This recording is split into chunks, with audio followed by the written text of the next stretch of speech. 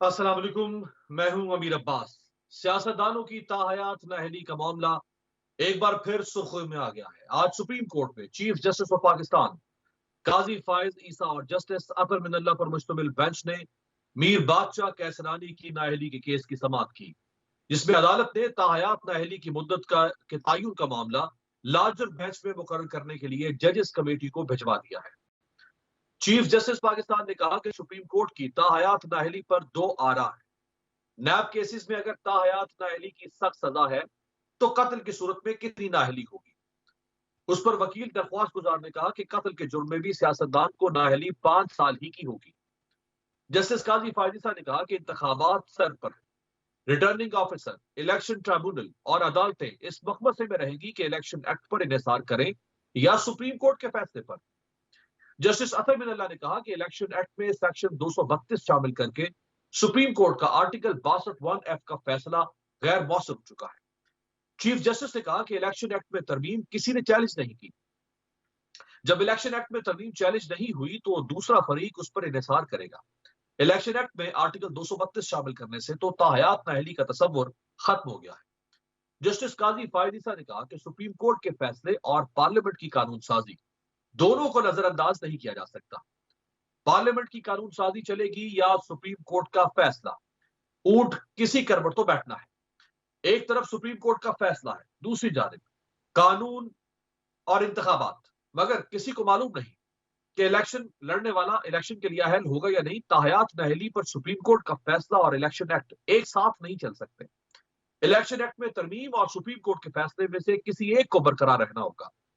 यहां सवाल यह है कि क्या सियासी रहनुमाओं की ताहयात नाअहली के मामले पर चीफ जस्टिस का हालिया इकदाम 100 वोटों के जुमरे में आएगा। दूसरी जानिब जुल्फिकार अली भुट्टो की फांसी के खिलाफ सदारती रेफरेंस के मामले में chairman peoples party Bilawal Bhutto ने केस की लाइव टेलीकास्ट के लिए सुप्रीम कोर्ट में दरख्वास्त दायर कर दी है। दरख्वास्त में इस्तदा की गई कि सदारती रेफरेंस मेरे वालिद आसिफ अली जरदारी की जानिब से दायर किया गया, लिहाजा केस की समाअत बराह रास्त दिखाई जाए।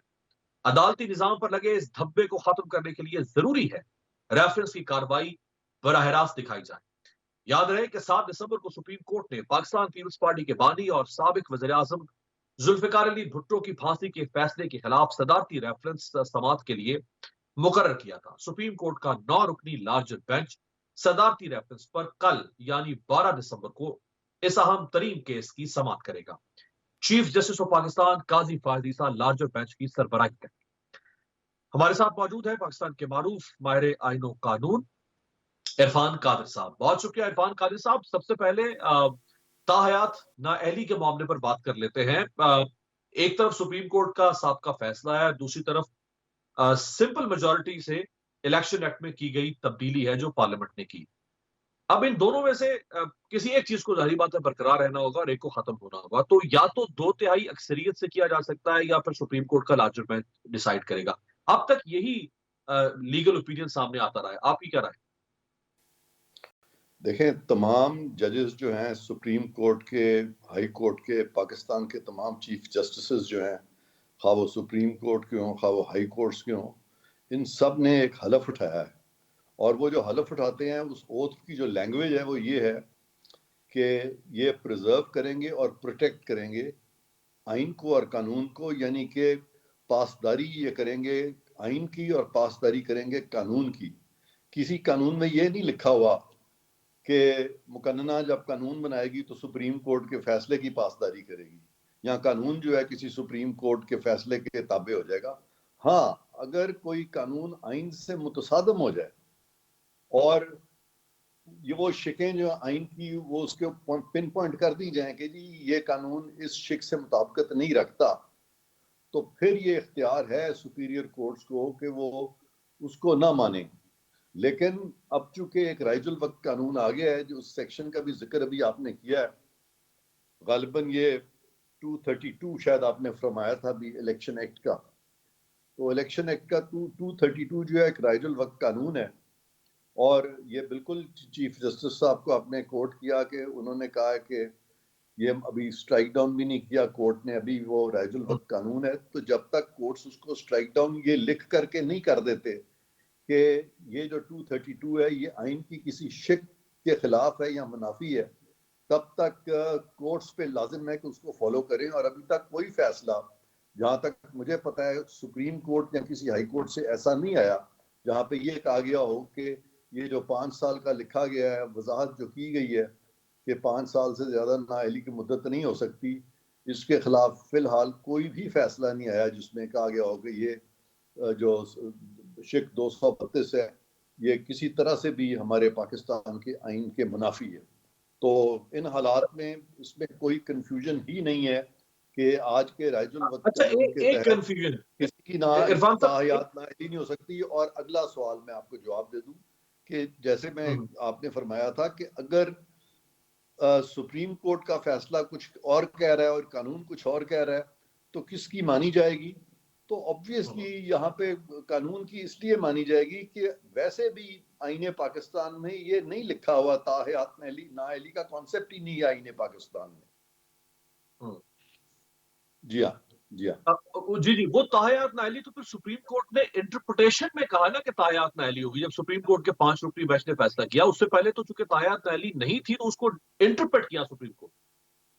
ہاں, یہ بڑا اچھا سوال آپ نے پھر کیا ہے کہ سپریم کورٹ تشریح کے طور پہ انٹرپریٹیشن کے طور پہ بات کر سکتا ہے, لیکن جب وہ آئین کے انٹرپریٹیشن کرتا ہے تو انٹرپریٹیشن وہاں ہوتی ہے جہاں پہ کہ 2-3 آراء آ سکتی ہوں. لیکن جہاں پہ ایک چیز آئین میں دی ہی نہیں گئی اور سپریم کورٹ آئین کو ری رائٹ کر دے یا سپریم کورٹ ایک سپرا لیجسلیچر بن کے آئین میں نئی شکیں ڈالنا شروع کر دے خود ہی, تو وہ انٹرپریٹیشن کے زمرے میں نہیں آتا بلکہ وہ ایک قسم کی لیجسلیٹو ایکٹ ہو جاتا ہے. اور سپریم کورٹ لیجسلیچر نہیں ہے تو سپریم کورٹ کوئی ایسا اقدام نہیں کر سکتا جس میں کہ آئین میں اگر ایک چیز نہ ہو تو اس کو بھی بیچ میں ڈال دے. سپریم کورٹ کو کوئی ایسا اختیار نہیں ہے اور اس کو آپ تشریح نہیں کہیں گے, اس کو آپ یہ تو کہہ سکتے ہیں کہ انہوں نے آئین کو لکھنے کی کوشش کی ہے, تو آئین کو لکھنا ججز کا کام نہیں ہے. اب یہاں پہ دیکھیں سینیریو تھوڑا مختلف اس طرح سے ہے. ایک تو وہ سینیریو ہے کہ سپریم کورٹ کا کوئی فیصلہ موجود نہیں ہے اور پارلیمنٹ کو حق حاصل ہے کہ وہ نااہلی کی مدت کا تعین کرے, جیسے انہوں نے الیکشن ایکٹ میں ترمیم کر کے مدت 5 سال کے لیے مقرر کر دی. اب یہ وہ سینیریو ہے کہ جس میں سپریم کورٹ کا فیصلہ الیکشن ایکٹ میں ترمیم سے پہلے آ چکا ہوا تھا. تو اگر ایسے سینیریو میں جب سپریم کورٹ کا فیصلہ موجود ہو اور اس فیصلے کے خلاف پارلیمان نے کوئی قانون سازی کرنی ہو, تو کیا پھر پارلیمان کو سادہ اکثریت چاہیے ہوگی یا 2/3 اکثریت سے وہ سپریم کورٹ کے فیصلے کے خلاف قانون سازی کر سکتی ہے؟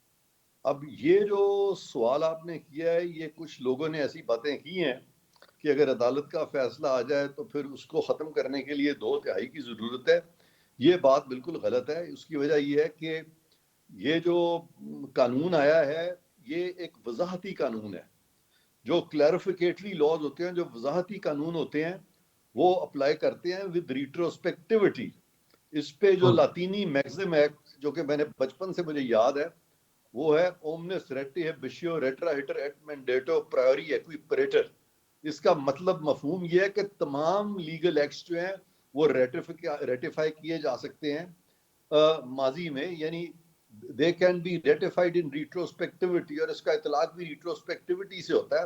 تو اس کو اس سے فرق نہیں پڑتا کہ سپریم کورٹ کا کوئی فیصلہ آیا یا نہیں آیا, کیونکہ in any case supreme court کا فیصلہ اس وقت ایکلپس ہو جاتا ہے, اس پہ گرہن لگ جاتا ہے جبکہ پارلیمان کی وضاحت آ جائے. اور جب وضاحت آ جائے تو جب تک اس کو کوئی عدالت آئینی کسی پروویژن پہ پرکھ کے سیٹ اسائڈ نہیں کرتی, یعنی اس کو جب تک غیر قانونی ڈکلیئر نہیں کرتی, وہ رائج الوقت قانون ہی رہے گا.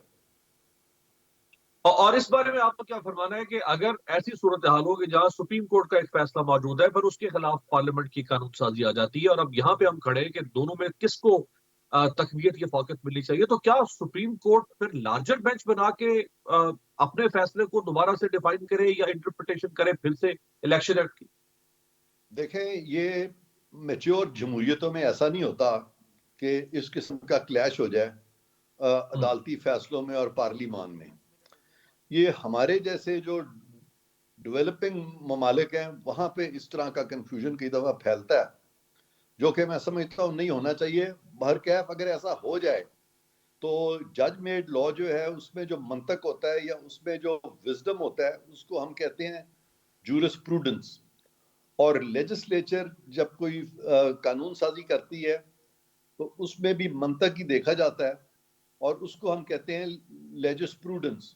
تو جہاں لیجسپروڈنس کا اور جورسپروڈنس کا کلیش ہو جاتا ہے تو یہ ہرگز اس کا مطلب نہیں ہے کہ جورسپروڈنس لیجسپروڈنس پہ حاوی آ جائے گی یا لیجسپروڈنس جورسپروڈنس پہ حاوی آ جائے گا. اس صورت میں جہاں بھی پروڈنس زیادہ ہوگی لازم ہے عوام پہ کہ اس کو مانیں، لیکن عوام پہ یا حکومتوں پہ یہ لازم نہیں ہے کہ وہ کسی ایک کو مان لے اور ادھر پروڈنس نہ ہو، وہ غلط بات ہوگی. آخر میں اب بھٹو صاحب کے عدالتی ریفرنس پہ بات کر لیتے ہیں. یہ فرمائیے گا سر کہ اس وقت گواہ نہیں ہوں گے، شواہد نہیں ہوں گے، کیا یہ دوبارہ سے ٹرائل ہوگا؟ اس کا مطلب کیا ہے صدارتی ریفرنس کا؟ یا عدالت کسی اور پرسپیکٹو سے اس کیس کو دیکھے گی یا ٹرائل کورٹ کے طور پہ دیکھے گی؟ اس کیس کا چلنا کس صورت میں ہوگا؟ دیکھیں، یہ بڑا ضروری ہے کہ یہ کیس کھلے. اس کی سب سے بڑی وجہ یہ ہے کہ ایک شخص اس کو پھانسی لگ گئی، اور صرف اس میں بھٹو صاحب نہیں تھے جن کو پھانسی لگی، بلکہ اس میں 4-5 اور لوگ تھے ایف ایس ایف کے، ان کو بھی پھانسی لگ گئی تھی. اور اس کیس میں اگر آپ دیکھیں تو ایک اکمپلس کی ٹیسٹمنی پہ، یعنی کہ وعدہ معاف گواہ بھی اکمپلس ہوتا ہے، تو وعدہ معاف گواہ کی ٹیسٹمنی پہ، اس کی گواہی پہ انہوں نے سزائے موت دی. اور اس طرح کی سزائے موت کی مثال نہیں ملتی جہاں پہ کہ سپلٹ ورڈکٹ ہو 4-3 سے. اس طرح جو سیف ڈسپنسیشن آف جسٹس ہوتا ہے اس کے مطابق اگر بہت بھی انہوں نے سزا دینی تھی تو اس کو کم از کم عمر قید میں تبدیل کر دیا ہوتا، لیکن یہ بہت ایکسٹریم میجر تھا. اور مجھے افسوس اس وقت کے ان ججز پہ بھی ہے کہ جنہوں نے جب ریویو میں معاملہ آیا تو 7-0 انہوں نے اس وقت بھٹو صاحب کے خلاف ڈیسائیڈ کر دیا، حالانکہ یہاں ایک زندگی اور موت کا سوال تھا. اور ریویو کے جو پروویژنز ہیں سپریم کورٹ کے، وہ اتنے ردی ہیں، اتنے کمزور ہیں، اتنے وہ کمزور فوٹنگ پہ ہیں کہ وہاں پہ وہ اس کو اتنا نیرو ڈاؤن کر دیا گیا کہ وہ ریویو جو ہے وہ جب مرضی کوئی جج چاہے ریویو کو 2 لائنیں لکھ کے اڑا دے، جو کہ غلط بات ہے، ہونا نہیں چاہیے. اور اسی لیے یہ جو پیچھے جو قانون آیا ہے، پریکٹس اینڈ پروسیجر ایکٹ آیا، اور پھر review of supreme court judgments and order آیا، اور جس میں انہوں نے کہا کہ ریویو اب انہی ججز کے پاس نہیں جائے گا، ریویو جو ہے زیادہ میننگ فل ہوگا، اور یہاں تک کہا کہ ریویو تقریباً اپیل کی طرح سے ہوگا. یہ بہت اچھی بات تھی، لیکن افسوس یہ ہے کہ سالہ سال ہم نے دیکھا کہ وہ لوگ ہمارے سپریم کورٹ کے جج بن جاتے ہیں، وہ لوگ ہائی کورٹ کے جج بن جاتے ہیں جن کا اتنا ایکسپیرینس نہیں ہوتا جج بننے سے پہلے کورٹ ورک کا. اب اگر یہی کوئی منجا ہوا لائر جج بنے اور اس نے زندگی میں خود بھی سینکڑوں ریویو خود کیے ہو، تو اس کو پتا ہوتا ہے کہ ریویو جو ہے اس کا اصل مقصد ہونا کیا چاہیے، ریویو ہونا کیا چاہیے. تو عرفان یہ میں صاحب سمجھتا ہوں کہ لائیو ہمارے براڈ سسٹم کاسٹ کی بہت بڑی کمزوری ہے.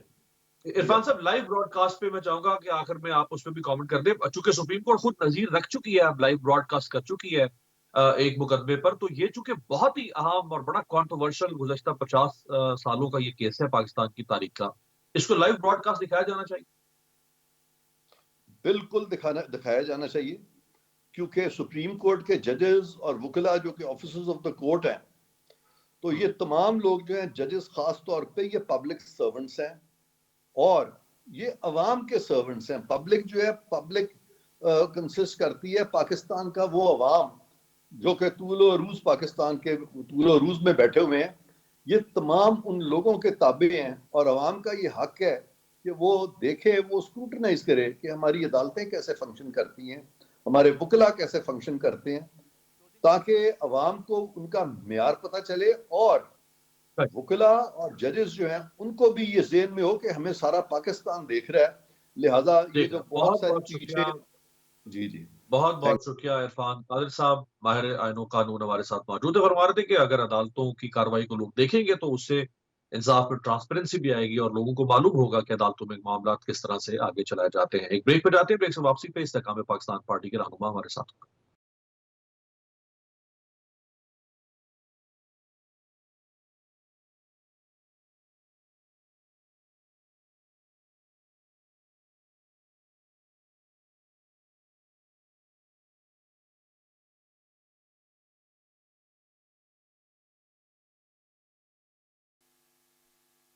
ब्रेक के बाद खुश आमदेद। IPP में बड़ी शमूलियतों का सिलसिला बज़ाहिर थम गया है और अब नून लीग जैसी बड़ी सियासी जमात से इस्तेकाम पार्टी की अंडरस्टैंडिंग हो चुकी है।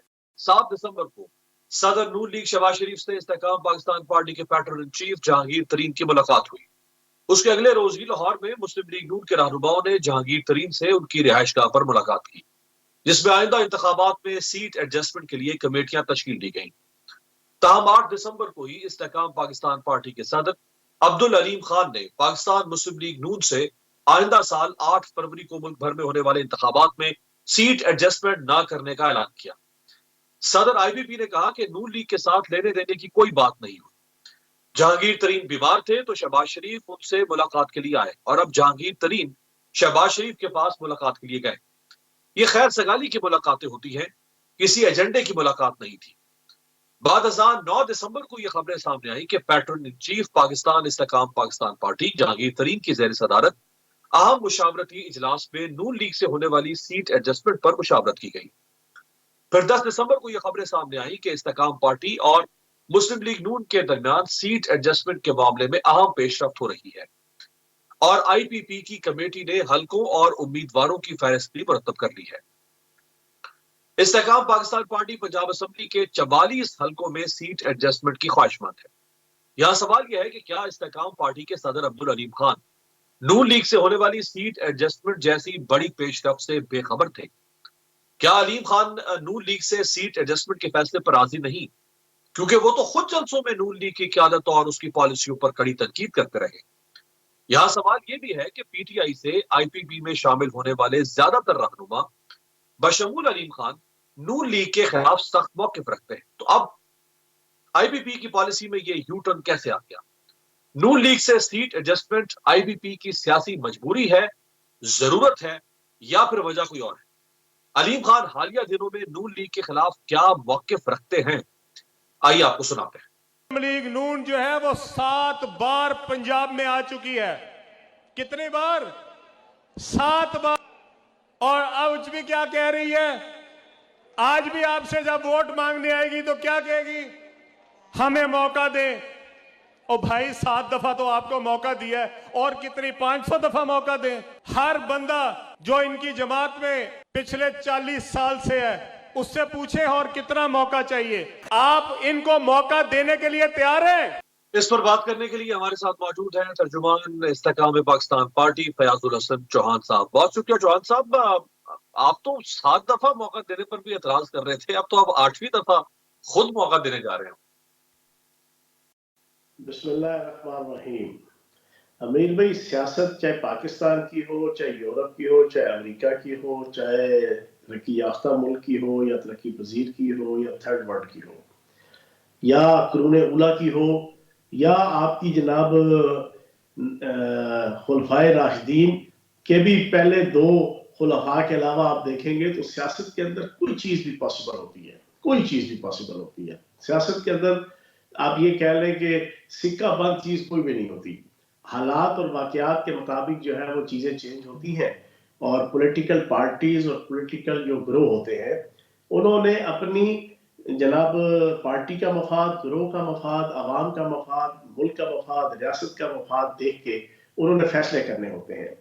अभी जो ज़मीनी हालात और ज़मीनी हक़ाइक़ और ज़मीनी सर्कमस्टेंसेस थे उसको देखते हुए, हालात, वाक़यात, नज़ायर, कराइन को देखते हुए नून लीग ने भी ये चीज़ समझी और IPP ने भी ये बात समझी कि हमें पंजाब के अंदर एक दूसरे के साथ मिल के चलना चाहिए, क्योंकि हमारे ऑब्जेक्टिव्स एक अगर सेम है। अगर हम ये चाहते हैं कि पाकिस्तान इस वक्त जो मुआशी तौर पर एक दलदल में फंस चुका है, पाकिस्तान इकोनॉमिकली तबाह और बर्बाद हो चुका है, उसको अपने पाँव पे खड़ा करना है, तो फिर लाइक माइंडेड पार्टीज को और एक मुश्तरका मफाद और एक मुश्तरका ऑब्जेक्टिव को मद्देनजर रख के इकट्ठे होकर चलना चाहिए। तो हमने इस चीज को बेहतर समझा कि इलेक्शन से पहले जो स्टेटमेंट्स होती है चौहान साहब पॉलिटिशियंस की, चाहे वो आपकी पार्टी हो या कोई किसी भी पार्टी की, जो स्टेटमेंट्स होती है इसका मतलब है फिर आइंदा से हम ये बात तय कर लें कि ना पाकिस्तान के अवाम, ना मीडिया, ना कोई और आप लोगों के स्टेटमेंट्स को बिल्कुल अहमियत ना दे, क्योंकि आप तो कभी भी स्टेटमेंट सियासतदान बदल सकते हैं और उसको कौमी मुफाद का नाम दे सकते हैं। देखिए, अगर आप ये देखें तो سابق چیئرمین تحریک انصاف چودھری پرویز لائی صاحب کے حوالے سے کیا کہتے تھے, شیخ رشید صاحب کے حوالے سے کیا کہتے تھے, اور پھر جناب پاک فوج کے حوالے سے, آئی ایس آئی کے حوالے سے, اسٹیبلشمنٹ کے حوالے سے کیا کہتے تھے, اور پھر کیا کہنا شروع ہو گئے. یہ ساری چیزیں آپ دیکھ لیں, دنیا میں تاریخ بھری پڑی ہے کہ وقت کے ساتھ ساتھ چیزوں کو سمجھا جاتا ہے, چینج ہوتی ہیں. قائد اعظم محمد علی جناح صاحب اپنی ساری زندگی جناب ہندو مسلم اتحاد کے حامی رہے, لیکن آخری 15 سال آ کے جناب انہوں نے اس سے توبہ طائب ہو کے جناب انہوں نے مسلم لیگ میں شمولیت کر کے جناب وہ مسلم لیگ کا جھنڈا ہاتھ پہ اٹھا لیا. کانگریس میں بھی انہوں نے وقت گزارا. تو آپ کہیں گے کہ انہوں نے جب کانگریس میں وقت گزارا تو کیا ان کی اس وقت کی سوچ کے اوپر کوئی آبجیکشن کریٹ کر سکتا ہے؟ اس وقت ان کی سوچ کے مطابق وہ بہتر تھا. کے قائل تھے, لیکن وہ مسلمانوں کے خلاف بول کر اور مسلمانوں کے ساتھ تو کھڑے نہیں ہوئے نا. آپ سب تو ایک دوسرے کے خلاف بولتے ہیں اور پھر ساتھ کھڑے ہو جاتے ہیں. یہ تو کوئی مثال نہ ہو. اکثر بات نہیں, مثال ہے. اگر آپ ہسٹری پڑھیں گے تو قائد اعظم محمد علی جناح جب ہندو مسلم اتحاد کے حامی تھے اور کانگریس میں تھے تو اس وقت پیسیو آرگنائزیشنز, پولیٹیکل آرگنائزیشنز بھی اور نان پولیٹیکل آرگنائزیشن بھی موجود تھی کہ جو انگریزوں اور سکھوں اور ہندوؤں کی جناب چیرہ دستیوں کے حوالے سے کہتے تھے کہ کبھی بھی مسلمان اور یہ قومیں اکٹھی نہیں ہو سکتی, اور دو قومی نظریے کے حوالے سے ببانگ دوحل اس وقت گروہ بھی موجود تھے, سیاسی جماعتیں بھی موجود تھی کہ جو کہتے تھے کہ دو قومی نظریے کے علاوہ اور کوئی حل نہیں ہے. لیکن قائد اعظم محمد علی جناح صاحب اس وقت ان کی سوچ تھی. تو سیاست کے اندر یہ ساری چیزیں لگی رہتی ہیں کہ وقت اور حالات کے مطابق. ابھی ہم نے وقت اور حالات کے مطابق بہتر جانا کہ پاکستان کو جن چیلنجز کا سامنا ہے ان چیلنجز کو اکیلے کوئی سیاسی جماعت جناب ایڈریس نہیں کر سکتی.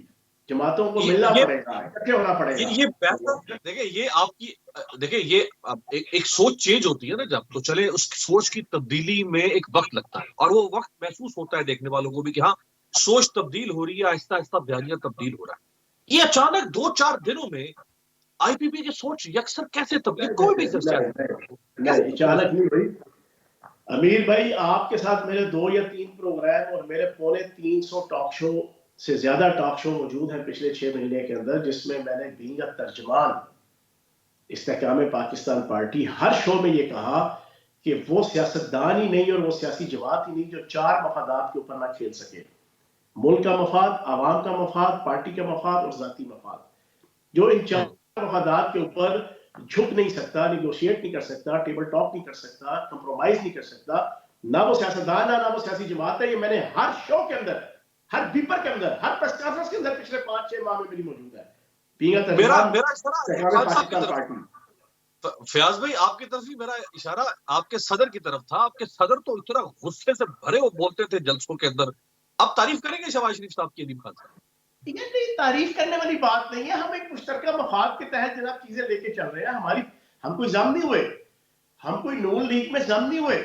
ہم نے نون لیگ کے ساتھ اتحاد کر کے ایک مشترکہ جناب انتخابی نشان پہ یا شیر کے انتخابی نشان پہ ہم الیکشن لڑنے نہیں جا رہے. ہم اوقاف کے انتخابی نشان پہ الیکشن لڑنے جا رہے ہیں. ہم اپنی آزادانہ, خود مختار, اٹونومس جناب جو سیاسی باوقار حیثیت ہے استحکام پاکستان پارٹی کی اور اس کا جو انتخابی نشان اوقاف ہے, ہم اس پہ لڑ رہے ہیں. باقی ہم نے سمجھا کہ اس وقت موقع مناسبت کے مطابق یہ بہتر ہے کہ ہم 2 پارٹیاں پنجاب کے اندر مل کے الیکشن لڑیں. تو وہ ہم نے سمجھ لیا, اس کے مطابق ہم آگے چیزیں چلنے لے کے جا رہے ہیں. بالکل ٹھیک ہے, آپ اپنے آزاد حیثیت میں اپنے انتخابی نشان اوقاف پر الیکشن لڑ رہے ہیں, لیکن اب آپ جلسوں میں لوگوں کو کیا کس کے خلاف تقریر کریں گے؟ نون لیگ کا ایک جو بڑا حصہ ارتداد کرا ہے ملک میں, اس کے خلاف تقریر کرنا ضروری نہیں ہے, لیکن اگر وہ ضروری بھی ہے تو یہاں پہ تحریک فساد فی الارض برپا کرنے والے جنہوں نے اکانومی کا جنازہ نکال دیا وہ موجود ہے نا.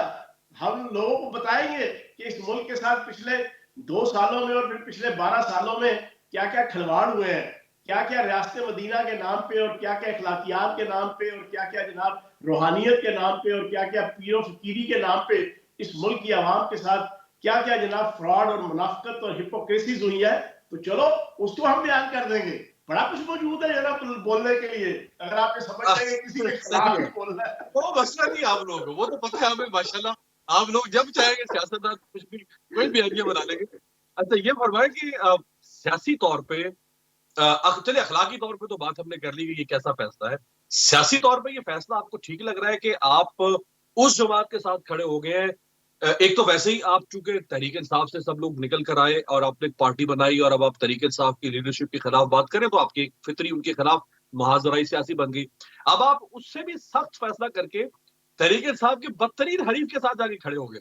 تو اس کا سیاسی نقصان بھی امیر بھائی مجھ سے آپ یہ سوال پوچھ رہے ہیں یا ہم سے یہ سوال پوچھ رہے ہیں؟ جس بندے نے ساری زندگی پیپلز پارٹی میں گزاری، 2018 میں پیپلز پارٹی کے ٹکٹ سے الیکشن لڑا، وہ پی ٹی آئی کا چیئرمین بن گیا. جس شیر افضل مروت پوری سن لیا، جس شیر افضل مروت نے پوری زندگی جناب اینٹی پی ٹی آئی نظریے کے اوپر گزاری، وہ پی ٹی آئی کا ماما چاچا تایا اور پھپھڑ بن گیا. جو لطیف کھوسا پوری زندگی ذوالفقار علی بھٹو صاحب کے اور بینظیر بھٹو صاحبہ کے نعرے مارتا رہا اور آصف زرداری اور بلاول زرداری جیسے بچے کو اپنا لیڈر مانتا رہا، وہ آج جناب بنا ہوا ماما چاچا جناب آپ کی پی ٹی آئی کا، اور پی ٹی آئی کے سابق چیئرمین اس کو جناب سند میں دے رہے ہیں. جو اعتدال احسن ساری زندگی عوام کو بے وقوف بناتے رہے اس پاکستان کی سیاست میں، کبھی ججوں کی تحریک میں اور کبھی کس میں اور کبھی کس میں، آج وہ تحریک انصاف کے اور عمران خان کے جناب سجن اور چیف پیٹرن بن گئے ہیں. جب یہ سارا کچھ ہو سکتا ہے تو اس کو بھی ہضم کر لو، اس کو بھی ہضم کر لو. صحیح ہے. اچھا چلے، جو وہ کر رہے ہیں اور جو آپ کر رہے ہیں، بہرحال فیصلہ تو لوگوں نے ووٹ بینک سے کرنا ہے نا، اپنی ووٹ کی طاقت سے. لوگ آپ کے فیصلے کو تسلیم کرتے ہیں یا ان کے فیصلے کو کرتے ہیں؟ دیکھیں بات یہ ہے، ہم نے پاکستان کا مفاد امیر بھائی دیکھا ہے. پاکستان اس وقت تحریک فساد فی الارض یہودی لابی اور ایک مخصوص لابی ہے جو پاکستان کے 73 کے آئین کو تباہ کرنا چاہتی ہے. اس کے ایجنڈے کے اوپر جو اس پاکستان کے ساتھ کھلواڑ ہوا ہے، ہم چاہتے ہیں کہ اس پاکستان کی اکانومی کو سٹیبلٹی ملے. پاکستان ایک ایٹمی طاقت ہے، پاکستان ایٹمی میزائل رکھنے والی طاقت ہے. ہم ایک بڑی سینسیبل رسپانسبلٹی رکھنے والی قوم ملک ہیں. ہم افورڈ ہی نہیں کر سکتے کہ اکنامیکلی ہم تباہ حال ہوں.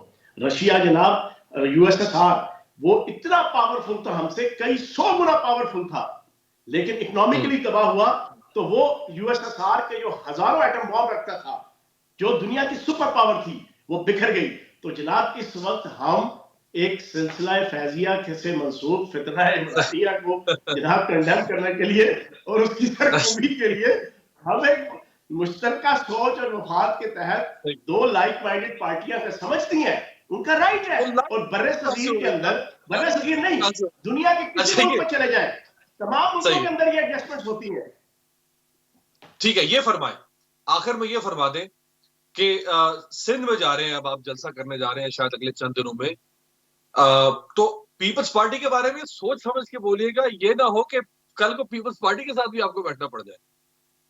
نہیں، آپ نے اچھی ایڈوائز دی ہے، لیکن فی الحال ہمارا بیٹھنے کا کوئی دور تک چانس نہیں ہے.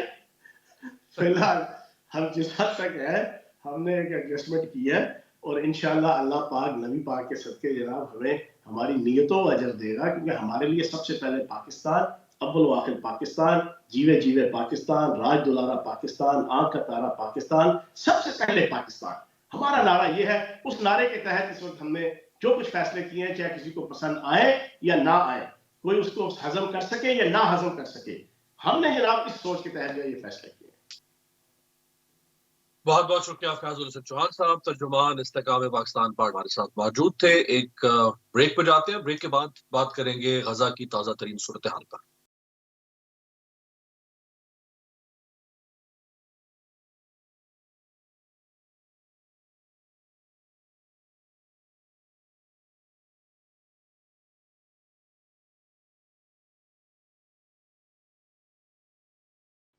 بریک کے بعد خوش آمدید. غزہ میں جنگ اور اس سے پیدا ہونے والا بحران شدت اختیار کر گیا ہے. اسرائیل اقوام متحدہ سمیت کسی بھی ثالث یا عالمی طاقت کو خاطر میں نہیں لا رہا، اور ایک منظم سازش کے تحت غزہ کی 24 لاکھ آبادی کا بدترین استحصال کر رہا ہے. گزشتہ روز 10 دسمبر کو دنیا بھر میں انسانی حقوق کا عالمی دن کچھ اس طرح منایا گیا کہ اسرائیل نے غزہ پر بمباری تیز کر دی، جبکہ سویڈن، جاپان، اسپین، مراکش اور تیونس سمیت دنیا کے متعدد حصوں میں فلسطین کی حمایت میں اور اسرائیل کے خلاف مظاہرے کیے گئے. صہیونی ریاست نے زمینی، فضائی اور سمندری آپریشن میں غزہ کے نہتے مکینوں پر آگ اور بارود کی بارش کر کے 300 فلسطینیوں کو شہید کر دیا. 7 اکتوبر سے اب تک اسرائیل غزہ کے 18,000 باشندوں کو شہید کر چکا ہے، جبکہ 49,000 سے زائد فلسطینی شدید زخمی ہیں. اسرائیل نے اہل غزہ کی خوراک، ادویات، پانی اور بجلی کے تمام راستے مسدود کر کے اس کا غیر قانونی محاصرہ کر رکھا ہے۔ غزہ اجتماعی قبروں کا قبرستان بنتا جا رہا ہے۔ اسرائیلی میڈیا کے مطابق اسرائیل نے جنگ بندی کے خاتمے کے بعد غزہ میں 3500 اہداف پر حملے کیے، 22,000 اہداف کو نشانہ بنایا۔ اسرائیل کی قید سے رہائی پانے والے فلسطینیوں نے رونگٹے کھڑے کر دینے والے انکشافات کیے ہیں۔ ایک فلسطینی نے کہا کہ گڑھے میں کچھ قیدیوں کو پھینک کر اوپر سے مٹی ڈال دی گئی، زندہ دفن کیا گیا، ہماری آنکھوں پر پٹیاں باندھی گئی، جسم پر نمبر درج کیے گئے، کپڑے اتروائے اور تشدد کا نشانہ بنایا گیا۔ اقوام متحدہ کے انسانی حقوق کے ذیلی ادارے نے انکشاف کیا ہے کہ غزہ میں بمباری سے بچنے والوں کا بھوک، پیاس اور بیماریوں سے مرنے کا خطرہ ہے۔ دوسری طرف ایک اسرائیلی اخبار نے خود اقرار کیا ہے کہ اسرائیلی فوج جان بوجھ کر غزہ کے عام شہریوں کو نشانہ بنا رہی ہے۔ امریکہ نے جنگ بندی کی قرارداد ویٹو کرنے کے بعد جنگ کے شعلے مزید بھڑکانے کے لیے اسرائیل کو 14,000 ٹینک کے گولے فراہم کر دیے ہیں۔ اقوام متحدہ نے اسرائیل کے دوسرے نکبہ کی سازش کو بھی بے نقاب کر دیا ہے۔ اقوام متحدہ کی امدادی ایجنسی نے کہا ہے کہ اسرائیل نے پہلے شمالی غزہ سے فلسطینیوں کو جنوبی غزہ بھیجا، اب وہاں سے مصر بھیج رہا ہے۔ اس کے بعد غزہ کی سرزمین فلسطینیوں کی نہیں رہے۔ عربی زبان کا لفظ نکبہ وہ اصطلاح ہے جو 1948 میں اسرائیل کے ہاتھوں فلسطینیوں کی جبری بے دخلی سے متعلق انسانی المیے کو بیان کرتی ہے۔ غزہ پر بمباری کے علاوہ صہیونی فوج لبنان پر بھی مسلسل حملے کر رہی ہے اور رہائشی قصبوں کو نشانہ بنا رہی ہے۔ القسام بریگیڈ، حزب اللہ اور فلسطینی مذاہبتی گروپس اپنے محدود وسائل کے باوجود بڑی جانبازی سے صہیونیت کا مقابلہ کر رہے ہیں۔ 48 گھنٹوں کے دوران اسرائیل کے 44 ٹینکوں اور فوجی گاڑیوں کو مکمل یا جزوی طور پر تباہ کر دیا گیا ہے۔ ان حملوں میں 40 اسرائیلی فوجی ہلاک اور درجنوں زخمی ہوئے۔ دنیا بھر میں اسرائیل کے خلاف نفرت بڑھتی جا رہی ہے۔ امریکہ کی طرف سے سلامتی کونسل میں غزہ جنگ بندی کی قرارداد ویٹو کرنے پر انٹرنیشنل انفلوئنسرز اور فلسطینیوں کے اتحاد نے امریکی اقدام اور اسرائیلی جارحیت کے خلاف آج عالمی ہڑتال کی کال دی تھی۔ دنیا کے غیر مسلم ممالک کی عوام بڑی تعداد میں فلسطینیوں کی حمایت میں باہر نکل رہی۔ اب تک کے لیے اتنا ہی، آپ سے ملاقات ہوگی کل۔ دیکھتے رہیے گا